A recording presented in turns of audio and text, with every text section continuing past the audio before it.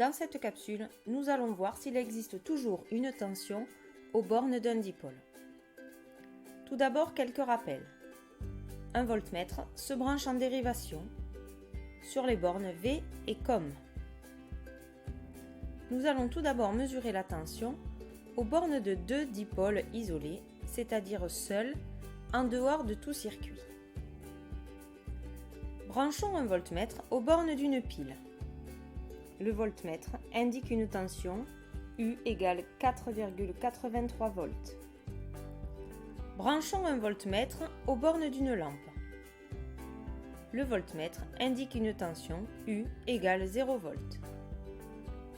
La pile fait partie des générateurs, alors que la lampe fait partie des récepteurs électriques. On peut donc déduire de cette expérience que seuls les générateurs, en dehors d'un circuit, possèdent une tension. Les récepteurs isolés ne possèdent, eux, pas de tension à leur borne. Mais qu'en est-il dans un circuit? On réalise un circuit en série comprenant un générateur, une lampe et un interrupteur. On mesure ensuite la tension aux bornes de chacun des dipôles quand le circuit est ouvert puis fermé.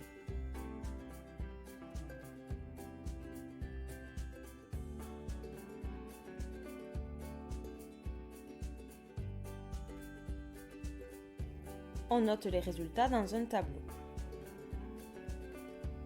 On s'aperçoit que la tension du générateur ne varie pas, que le circuit soit ouvert ou fermé. En revanche, la tension de la lampe est nulle en circuit ouvert, alors que la tension aux bornes de l'interrupteur est nulle en circuit fermé et identique à celle du générateur en circuit ouvert.